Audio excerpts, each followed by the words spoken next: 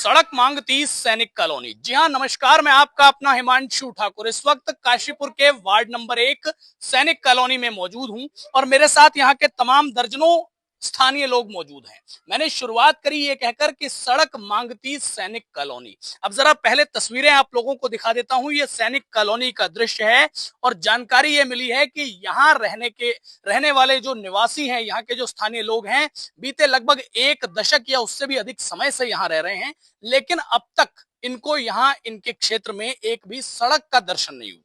यानी कि सड़क नहीं बनी, बहुत ज्यादा समस्याएं हैं। क्या क्या परेशानियां हैं, क्यों ये लोग इकट्ठे हुए हैं, इन्हीं से बात करेंगे। कई बार मिट्टी डलवा दी है इसमें, लेकिन पानी फिर भी निकासी नहीं है कहीं को, तो सारा पानी सड़क पे खड़ा है। हम बड़े परेशान हो रहे हैं इस बात से। अच्छा, उम्मीद दीपक बाली जी से थी कि भाई अगर वो मेयर बनेंगे तो सड़क भी बन जाएगी। हाँ, बहुत उम्मीद है, उम्मीद तो है ही है, क्योंकि हमारी सड़क बन जाए करके हमें उम्मीद तो है ही है। 10 साल से हम ऐसे ही चल रहे हैं इसमें। पिछली बार हमारे नेगी जी ने इसमें एक बार मिट्टी डलवाई भी थी, लेकिन उसके बाद से फायदा कुछ नहीं हुआ। आप देख ही रहे हो, फिर भी ये पानी भरा हुआ है बिल्कुल ही। चलिए, और लोगों से मैं बात करूंगा। जी, आपको कितना समय हो गया यहाँ रहते हुए? हमको 4 साल। 4 साल हो गए। 4 साल में एक बार भी ये सड़क बनी? ना, एक बार भी सड़क नहीं बनी। किस तरीके की समस्याओं का सामना करते हैं? सामना है, आपको दिख ही रहा। रोज बच्चे सुबह जाते टाइम गोदी में उठा के रखनी पड़े, आर पार करने पड़े पानी में से। बारिश के टाइम तो मुश्किल ही है फिर बाहर निकलना। हाँ, जब बारिश बंद होगी तभी आदमी बाहर निकलेगा, नहीं तो अंदर बस। तो अब उम्मीद है कि सड़क बननी चाहिए। हाँ, उम्मीद तो कब से लगा के बैठे हैं कि अब बनेगी तब बनेगी। अब पता नहीं कब बनेगी ये तो। अच्छा, इलेक्शन में वोट कौन सी पार्टी को देते हैं? बाली जी को दिया था, ये उम्मीद पे कि हमारी सड़क बन जाए अब की बार।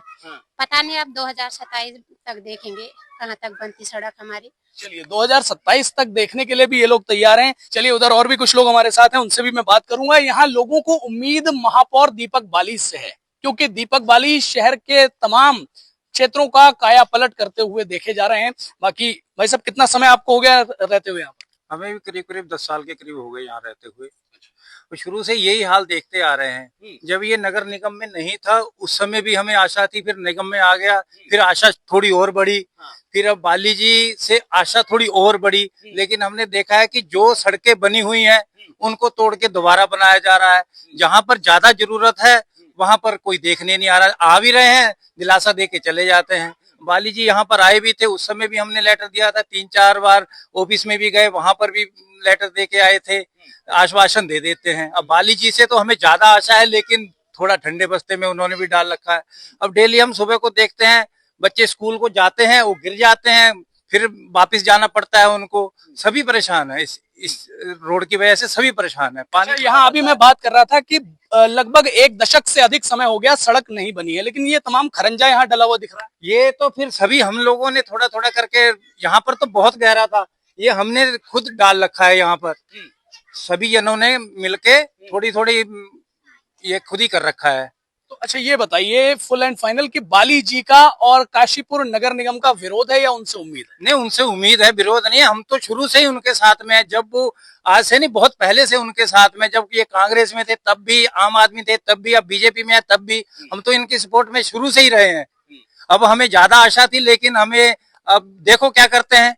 आशा तो है हमें कि ये बनवाएंगे सड़क, हमारा कुछ तो करेंगे। हम तो ये है कि घर से निकल नहीं सकते। चलिए, तो फिलहाल कुल मिलाकर के आपने ये सैनिक कॉलोनी की तमाम जनता को सुना। जनता को उम्मीदें हैं काशीपुर नगर निगम से, महापौर दीपक बाली से, कि भाई जैसे पूरे शहर का कायाकल्प हो रहा है, शहर का सूरत हाल बदल रहा है, उसी प्रकार से सैनिक कॉलोनी की इस सड़क का भी सूरत हाल बदलेगा। और जो सड़क के रूप में सड़क यहाँ नहीं है, वो एक सड़क के रूप में एक नई सड़क इनको मिल जाएगी। बाकी होगा क्या, ये वक्त बताएगा। मेरे साथ बने रहिए, देखते रहिए यूटी न्यूज नेटवर्क।